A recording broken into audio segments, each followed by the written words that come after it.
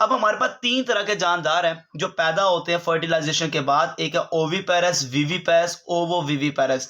Oviparous वो animals होते हैं जो अंडे देते हैं और इनके अंडे देखे जाए तो कवर्ड होते हैं शेल से कवर्ड होते हैं और प्रोटेक्ट करते हैं shell, protect them from harsh environment, जो कि इनकी हिफाजत करते हैं इन्वायरमेंट से ये शेल।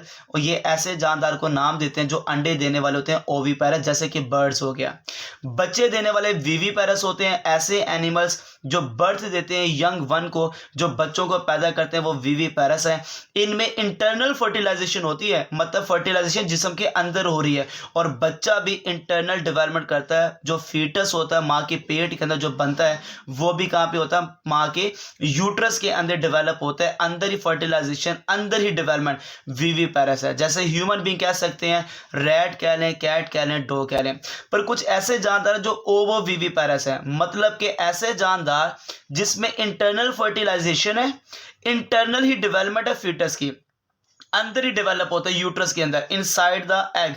एग बनता है यूट्रस के अंदर और एग के अंदर फीटस डेवलप होता है, मतलब इंटरनल डेवलपमेंट है और इंटरनल ही फर्टिलाइजेशन है। मगर कंप्लीट डेवलपमेंट के बाद बच्चा बाहर नहीं आता, young one come out from egg. Egg बाहर आता है और एग के अंदर बच्चा होता है।